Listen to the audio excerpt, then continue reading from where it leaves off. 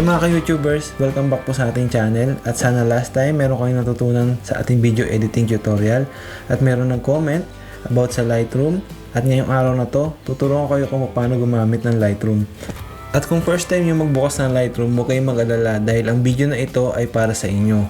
So, umpisahan na natin. I-open nyo po ang inyong Lightroom.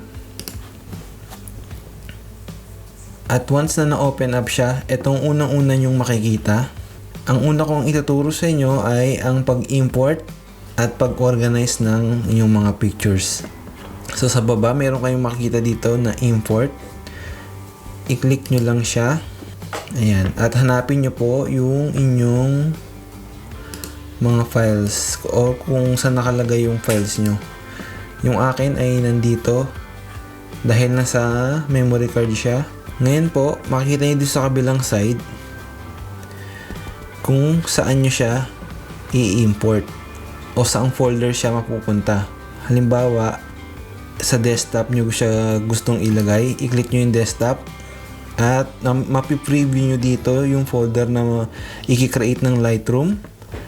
Ang lagi ko pong ginagawa is sa desktop ko lang siya nilalagay para hindi mahirap hanapin.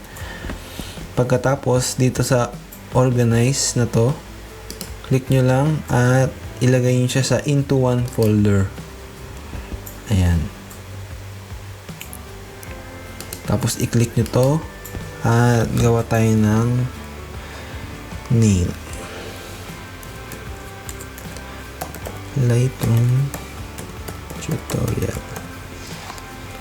Ayan po. So makikita nyo dito, lalabas yung preview na folder na mai-create nya.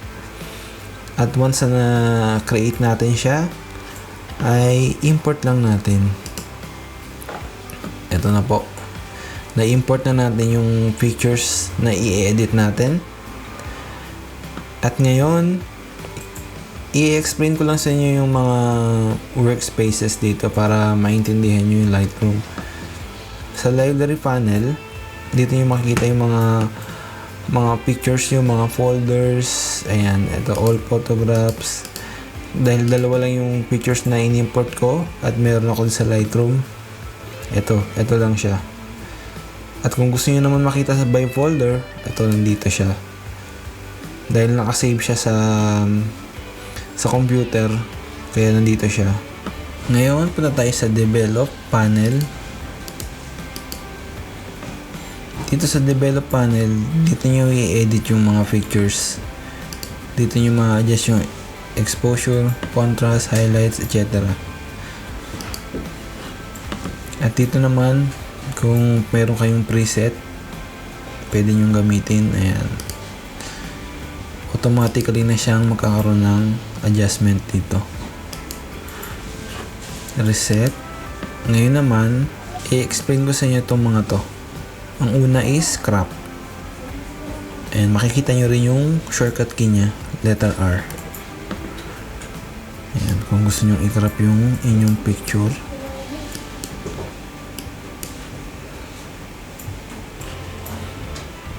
Ngayon, kung ayaw nyo, i-reset nyo lang siya. And then close. Ang next ay spot removal. Ayan, letter Q ang kanyang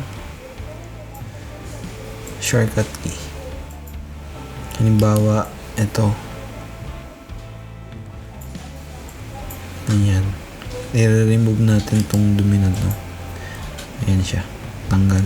Ngayon, kung gusto siyang i-delete, click nyo lang ulit yon at delete key.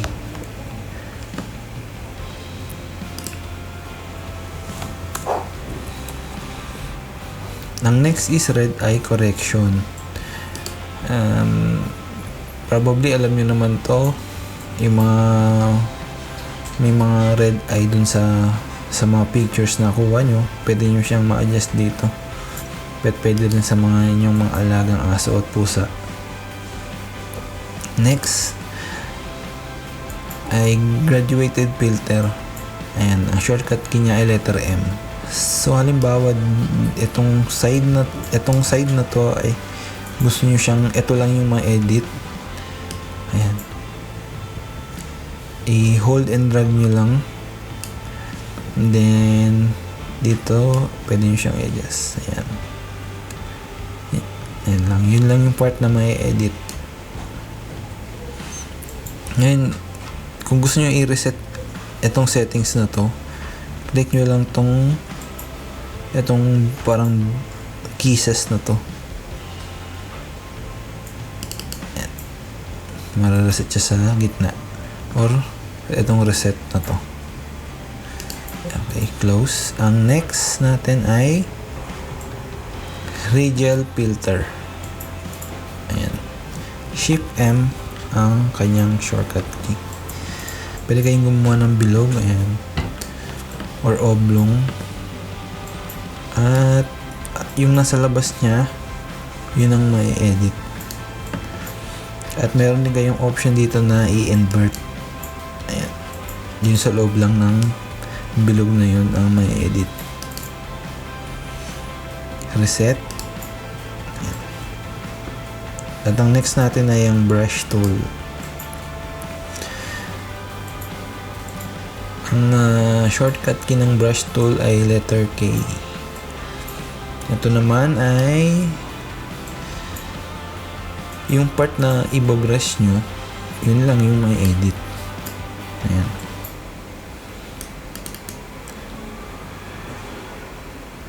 Dito sa baba, dito may option dito yung feather or yung size. Ayan, makikita nyo. Ito yung feather.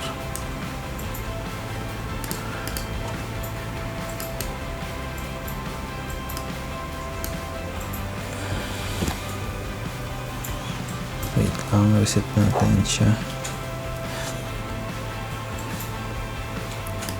Ayan, yung feather. Mapapansin nyo. Ito yung may feather. Ito yung walang feather. Pwede rin kayong pamili dito, A or B. Pwede kayong magkaroon ng dalawang settings ng brush nyo. At pwede rin siyang i-erase. Ayan, erase. Click nyo lang yung erase. Lakihan nyo yung size. Ayan, erase.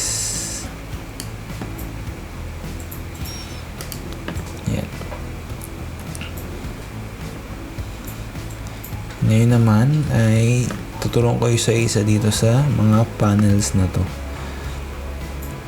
Ayan, dito kung gusto nyo yung black and white automatic, ayan. Sa profile, ito meron kayong pwedeng pagpilian dito. Landscape, standard, kahit bala kung anong mas gusto nyo. At pag click nyo naman tong mga boxes na to, meron dito mga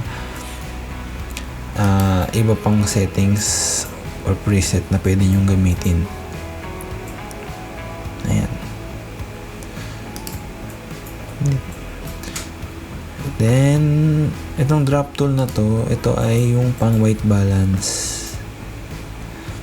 Halimbawa, kung sa tingin nyo ito yung puti, ayan, diyan niya i-depende yung white balance ng kuha nyo. Reset. Then, ang susunod ay ito, yan, temperature. Yan, yung same pa rin, white balance pa din. Pero, manually mong gagawin. Depende sa taste ng iyong picture. Depende sa iyong kagustuhan. Next ay itong exposure. Ayan, mga contrast. Pwede na rin pinduting auto. At yung Lightroom na yung bahalang mag-adjust. Pero ima-manual natin to. Itong contrast 20. At kung gusto nyo mapadali, pwede nyo i-click dito at i-type. Halimbawa dito is -30. Ayan. Sa shadow is 40.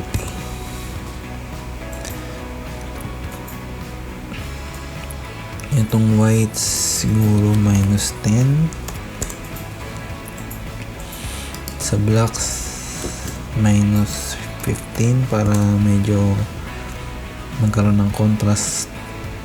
Then texture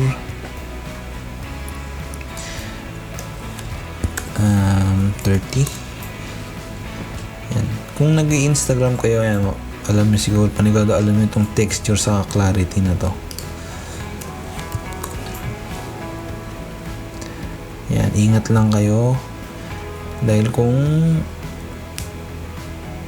ingat lang kayo sa pag-adjust nito dahil pwedeng maging grainy yung inyong mga images, lalo na kung mababang file lang siya. Itong dehaze, ayan, para siguro mga 20. Vibrance 10. Saturation, ayan. Medyo taasan natin pa yung shadows.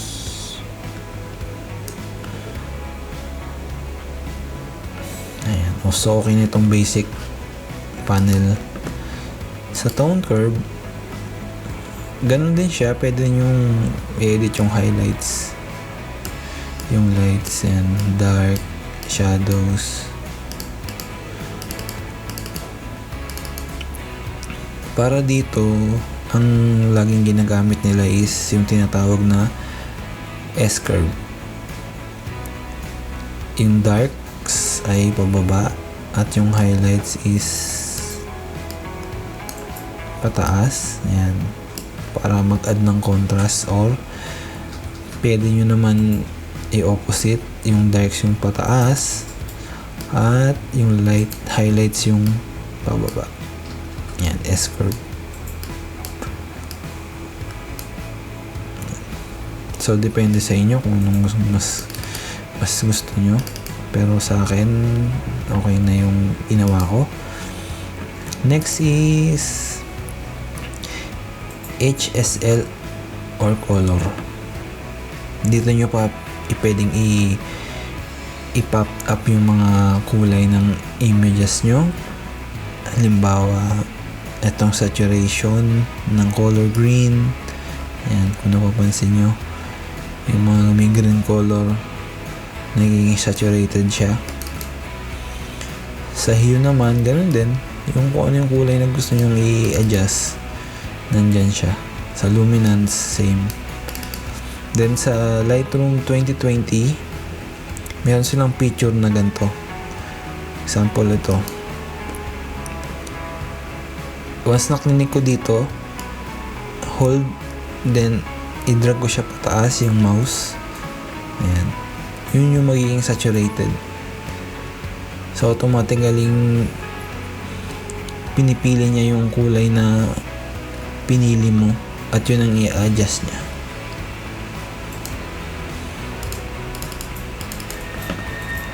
Then etong luminance, ganoon din. Halimbawa ito, masyado siyang maliwanag, pwede nating babaan. Ayan, para magkaroon ng contrast. Kung madilim naman kayo, kung gusto nyo naman taasan, ayan, konti lang. Ayan. The next is itong split toning. Skip nyo lang siya dahil for advanced user na siya. Itong details,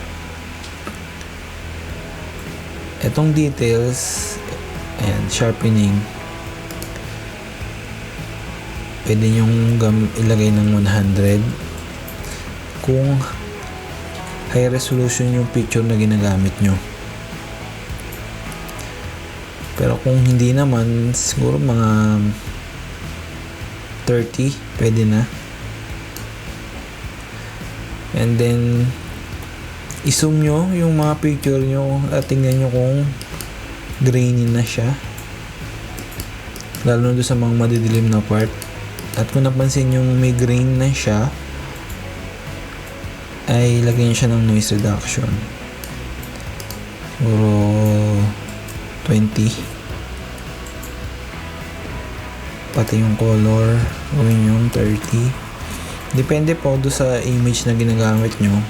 Ngayon kung may grains pa kayo nakikita, iangat nyo lang. Ayan. Next ay lens correction. Pansinin nyo po mangyayari dun sa image. Mas lumiwanag siya, diba? And then dito, ayan, yung settings nung lens na ginamit. Ayan. Huwag niyo pong kalimutang gamitin to at i-help niyang ma-enhance lalo yung image niyo. Ayan. Next ay transform. Sa transform, dito po ina-adjust yung pag-straight ng inyong image. Vertical, horizontal, rotate, ayan. Ngayon, sa mga ibang image, pwede nyo gamitin tong auto. Dahil pag kinik nyo yung auto, i-automatically niyang i-straight yung image. At dahil lang kuha ko dito pababa, hindi siya advisable gamitin. Ang next ay ang effects. Dito po ginagamit po to sa mga vignetting. Ayan, mapapansin nyo. Pwede nyong adjust yung midpoint. Ayan. Yung roundness. Feather. Ayan.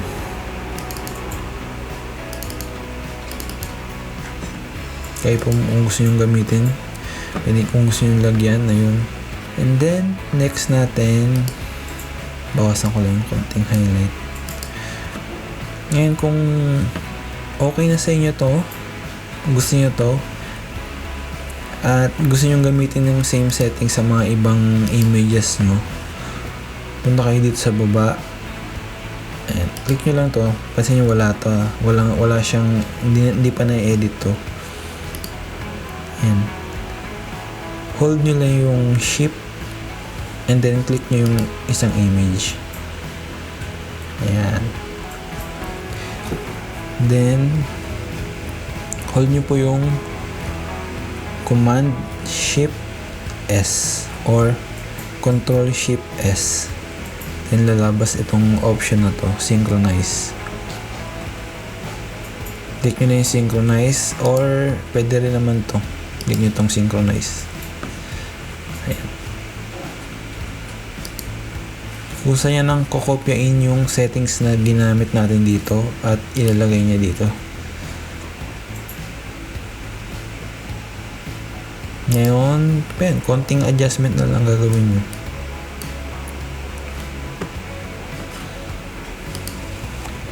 Pwede naman na i-copy nyo rin yung mga settings nyo like Control C or Command C. Yan, copy. Then punta kayo dito, Command or Control B para ma-paste yung settings. Ayan.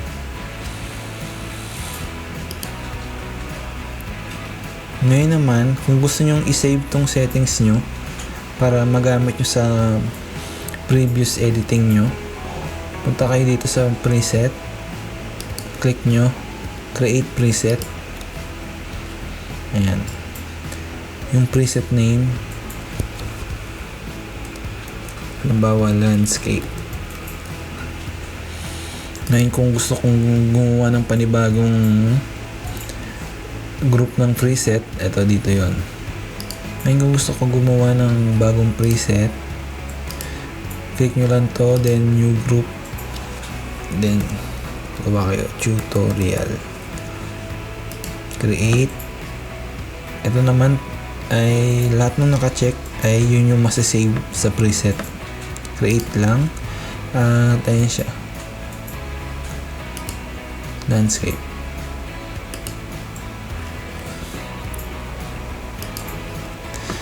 Then, ang next is ay i-export na natin tong picture natin. So, dalawa to. Export natin. Yan. Pwede nyo siyang i-right click dito. At hanapin tong export. Ayan. Then, lalabas to. Create lang kayo ng folder. Tutorial. Ayan. Then, kung saan nyo gustong mapunta yung folder. Ayan. Ako sa desktop ko lang siya isa-save. Pwede nyo rin i-rename. Custom name. Ayan.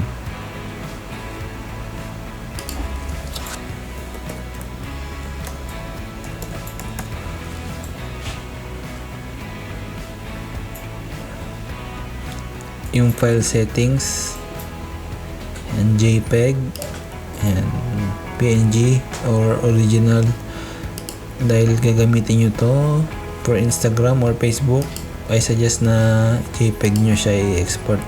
At ang color space ay sRGB. Then quality, lagay nyo sa 100. Then itong limit file, depende kung gusto nyo liitan yung file. Kayo, kung anong gusto nyo, 500 or kayo, depende. Pero i-keep nyo lang to. Dito na lang. Huwag nyo na siyang i-limit. Then image size. Ayan. Naka megapixel ako ngayon. Depende sa gusto nyo. Ito, 1000 by 1000. Ito yung mostly ginagamit for Instagram. Then resolution 300. Ngayon, output sharpening, lagay nyo lang sa screen at high. Yan. Ngayon, kung may watermark naman kayo, ayan, pwede nyo siyang lagyan ng watermark. Ayan.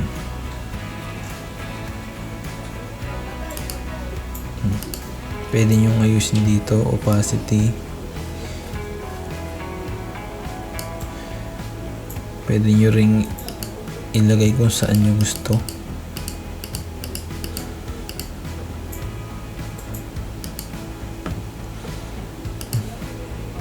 Ayan. Then, export nyo na. Pagkatapos i-export, ito na siya sa desktop.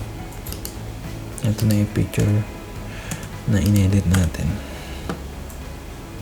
Salamat po muli at sana meron kayong tutunan sa ating tutorial ngayong araw na to. At huwag niyo po sanang kalimutan mag-like, share, and subscribe. At mag-comment lang po kayo kung may mga katanungan kayo. At hanggang sa muli,